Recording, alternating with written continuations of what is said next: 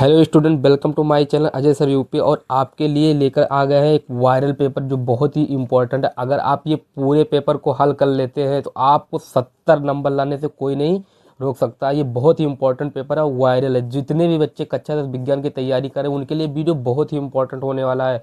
तो सबसे पहले हम लोग कोड देख लेंगे 824 IL है, ठीक है। और उसके बाद में हम निर्देश देख लेते हैं। आपको जो समय मिलेगा 3 घंटे 15 मिनट का समय मिलता है। आपको पेपर को अच्छे से पढ़ लेना, फिर उसके बाद में हल करना है। तो आप लोग निर्देश पहले देख लेते हैं। निर्देश में पहला क्या कह रहा है कि प्रारंभ के 15 मिनट परीक्षार्थियों को प्रश्न पत्र पढ़ने के लिए निर्धारित है, ठीक है। आपको 15 मिनट जो मिलता है आपको प्रश्न पत्र सबसे अच्छे से पढ़ लेना है। पहला काम ये करना है। दूसरा काम क्या करना है, देखिए कह रहा है प्रश्न पत्र 2 खंडों खंड आ तथा खंड बा में विभाजित है। आपका जो प्रश्न पत्र आपका जो पेपर रहेगा वो 2 खंडों में विभाजित रहेगा, ठीक है। तीसरा क्या कह रहा है, खंड आ तथा खंड बा 3 उपभागों 1 2 3 में विभाजित है। आपका इसमें क्या रहेगा, फिजिक्स और क्या रहेगा, केमिस्ट्री रहेगा और क्या रहेगा, बायोलॉजी रहेगा। ये 3 भाग में आपका ये पेपर डिवाइड रहेगा, बटा रहेगा, ठीक है।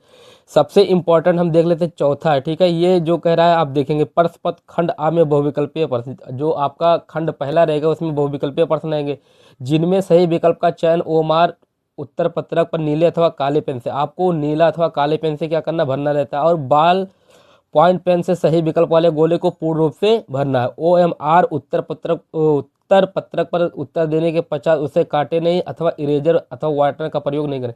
आपको अगर गलत भी हो जाता है तो आपको व्हाइटनर का प्रयोग बिल्कुल नहीं करना। इन सब बातों को आप लोग अच्छे से देखेंगे। और जितना भी कह रहा है खंड आ में बहुविकल्पीय प्रश्नों हेतु प्रत्येक प्रश्न के लिए 1 अंक निर्धारित है। जो आपका बहुविकल्पीय क्वेश्चन रहेगा ओमार सीट पे देना रहेगा उसका आपको केवल 1 नंबर मिलेगा। तो सबसे पहले हम देख लेते हैं आपका खंड आ क्या है। देख लिए बहुत ही इंपॉर्टेंट क्वेश्चन है। अगर आप एक एक क्वेश्चन देखेंगे बहुत ही इंपॉर्टेंट, ध्यान रखना। खंड आ क्या कह रहा है, बहुविकल्पीय प्रश्न है। किसी वस्तु का आभासी आकार में बड़ा प्रतिबिंब बनाने के लिए कौन से दर्पण का प्रयोग करना चाहिए, ठीक है। आपका क्या हो जाएगा, उत्तल। कौन सा दर्पण का प्रयोग करना चाहिए, उत्तल दर्पण का प्रयोग करना चाहिए। ये आपका तीनों क्या हो जाएंगे, बाकी गलत हो जाएंगे, ठीक है। आपका ऑप्शन नंबर बी वाला क्या हो जाएगा, सही होगा। इसी तरह क्वेश्चन नंबर दूसरा देख लेते हैं। क्वेश्चन नंबर दूसरा क्या कह रहा है, ध्यान से देखेंगे। कह रहा है कि किसी वस्तु का आभासी आकार में बड़ा प्रतिबिंब बनाने के लिए कौन से लेंस का प्रयोग करना चाहिए, ठीक है।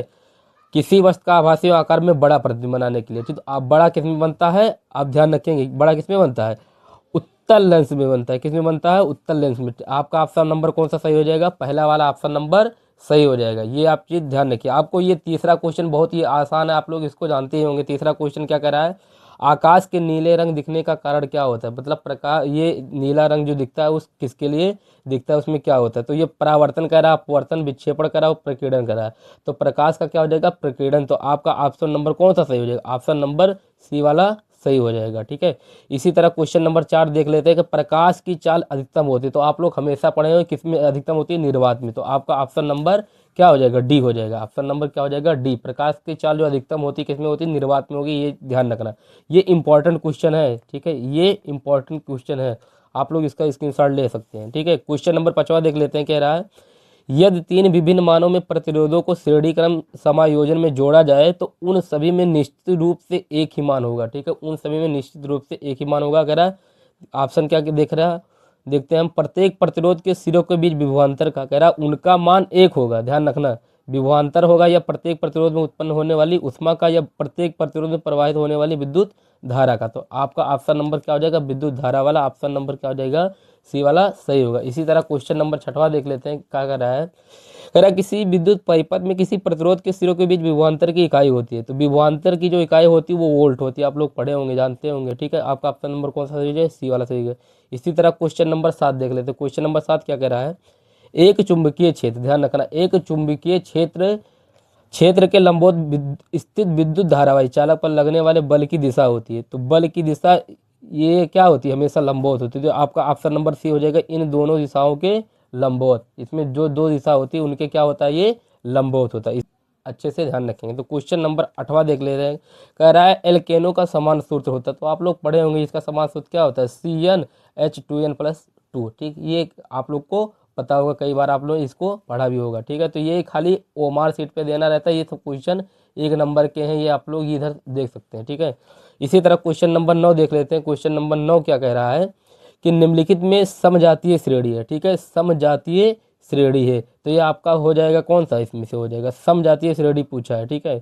तो आपका हो जाएगा ये C2H4 तथा CH3H6 ये हो जाएगा, और आपका C2H5OH तथा C3CH3 वो CH3, ठीक। आपका पहला और क्या हो जाएगा, चौथा हो जाएगा, इसलिए ऑप्शन नंबर क्या हो जाएगा, बी सही हो जाएगा। इसीलिए क्वेश्चन नंबर हम 10 देख लेते हैं। क्वेश्चन नंबर 10 क्या कह रहा है, कह रहा है निम्नलिखित में कौन सा धातु ठंडे जल के साथ हाइड्रोजन गैस बनाता है, ठीक है। तो आपका क्या हो जाएगा, पोटेशियम हो जाएगा, क्या हो जाएगा, पोटेशियम हो जाएगा। आपका ऑप्शन नंबर सी वाला सही है। इसी तरह क्वेश्चन नंबर 11 देख लेते हैं। ये बहुत ही इंपॉर्टेंट है, बहुत ही इंपॉर्टेंट क्वेश्चन है ये। आपका कभी कभी इसका परिभाषा भी पूछ लेता है, आप लोग इसको ध्यान से देखेंगे। कह रहा है शून्य पीएच वाला विलयन होता है, शून्य पीएच वाला विलयन होता है, ध्यान रखिए। तो वो विलयन कौन सा होता है, वो अम्लीय होता है, क्या होता है, अम्लीय होगा, ठीक है। इसी तरह क्वेश्चन नंबर 12 देख लेते हैं। क्वेश्चन नंबर 12 देख लेते हैं। कह रहा है क्वेश्चन नंबर 12 क्या कह रहा है, देखते। कह रहा है कि सूर्य के प्रकाश में पड़हरिम की उपस्थिति में CO2 तथा H2O के संयोजन से निम्नलिखित में से कौन सा यौगिक बनता है। तो क्या बनता है आपका, ग्लूकोज बनता है, क्या बनता है, ग्लूकोज बनता है। इसलिए ऑप्शन नंबर आपका पहला वाला सही हो जाएगा। क्वेश्चन नंबर 13 देख लेते हैं। 13 क्या कह रहा है, ध्यान देखें। कह रहा है निम्नलिखित रासायनिक समीकरण को पूर्ण करने में निम्नलिखित में कौन सा यौगिक प्रयुक्त होता है, ठीक है। आपको इसमें चारों में से बताना रहेगा कि आपका इसमें कौन सा यौगिक प्रयुक्त होगा या भरा जाएगा। तो आपका क्या हो जाएगा, इसमें NaOH हो जाएगा। यहाँ पे हम क्या भरेंगे, NaOH, ठीक है। क्या भरेंगे, NaOH, ठीक है। आप लोग इसको ध्यान रखेंगे। तो क्वेश्चन नंबर 13 हो जाएगा। क्वेश्चन नंबर हम 14 देख लेते हैं। 14 क्या कर रहा है, पौधों में फ्लोएम का कार्य होता है, ठीक है। पौधों में फ्लोएम का कार्य होता है। ये उपभाग नंबर कितना है, 3 है, ठीक है। उपभाग नंबर कितना है, 3 है। किसके पार्ट है ये, आपके जीव विज्ञान, किसके पार्ट है ये, जीव विज्ञान के। आप लोग इसको ध्यान में रखेंगे। तो पौधों में फ्लोएम का कार्य क्या होता है, आप लोग बताएंगे, खाद्य पदार्थों का स्थानांतरण, ठीक है। इधर से उधर, ये नीचे से ऊपर ले जाने का कार्य कौन करता है, फ्लोएम का कार्य होता है, ठीक है। आप लोग इसको ध्यान रखेंगे। तो आपका ऑप्शन नंबर क्या हो जाएगा, सी वाला सही हो जाएगा। इसी तरह क्वेश्चन नंबर 15 देख लेते हैं। मनुष्यों में पाचन की शुरुआत किस अंग से होती है। तो ये सबसे इजी क्वेश्चन है, आप लोग इसको कमेंट में हमको जरूर बताएंगे, ठीक है। सबसे इजी क्वेश्चन है, आप लोग जरूर बताएंगे। इसी तरह क्वेश्चन नंबर हम 16 देख लेते हैं। निम्नलिखित में से कौन सा एक पादप हार्मोन है, ठीक है। एक क्या है, पादप। इसमें 4 ऑप्शन दिया, इसमें पूछा पौधों में ये कौन सा हार्मोन होता है, ठीक है। आप लोग इसको बताएंगे, ध्यान देंगे। जो पौधों में होता है वो क्या होता है, जिबरेलिन, ठीक है। और बाकी ये तीनों हार्मोन, इंसुलिन हो गया, स्ट्रोक और थायरॉक्सिन हो गया, ये तीनों ये क्या पाया जाता है, जंतुओं में पाया जाता है या मनुष्य में, ठीक है। जंतु में या मनुष्य में, ये आप लोग ध्यान रखेंगे, ठीक है। फिर क्वेश्चन नंबर 17 क्या कर रहा है, वृद्धि हार्मोन स्रावित होता है, ठीक है। वृद्धि हार्मोन क्या होता है, स्रावित होता है, ये आपको बताना है। तो ये पिट्यूटरी पीयूष ग्रंथि में होता है। आपका ऑप्शन नंबर कौन सा हो जाएगा, ऑप्शन नंबर आपका वी वाला सही होगा। इसी तरह देख लीजिए, निम्नलिखित में से कौन सा पराग कोष के अंदर बनता है। तो क्या बनता है, परागण, ये पराग कोष के क्या बनता है, अंदर बनता है। इसलिए आपका ऑप्शन नंबर बी वाला सही हो जाएगा, ठीक है। इसी तरह क्वेश्चन नंबर 19 देख लेते हैं। 19 क्या कह रहा है कि पुष्प का जनन अंग है, पुष्प का जनन अंग है। आप लोग इसको बताएंगे, पुष्प का जनन अंग क्या है, क्या कहते हैं इसको, जायांग कहते हैं, क्या जायांग कहते हैं। इसलिए ऑप्शन नंबर आपका क्या सही हो जाएगा, सी वाला सही हो जाएगा। अब क्वेश्चन नंबर 20 देख लेते हैं। क्वेश्चन नंबर 20 क्या कह रहा है, वायुमंडल की ओजोन परत पृथ्वी को बचाती है, ठीक, किससे बचाती है, पराबैंगनी किरणों से बचाती है, पराबैंगनी किरणों से। इसलिए आपका ऑप्शन नंबर कितना हो जाएगा, सही, वी वाला सही हो जाएगा, ठीक है। इस चैनल पर नए हो तो चैनल को सब्सक्राइब कीजिए, वीडियो को लाइक कीजिए, कमेंट में लिखिए अगले आप नए नेक्स्ट क्वेश्चन के लिए। फिर हम मिलते हैं नेक्स्ट वीडियो में।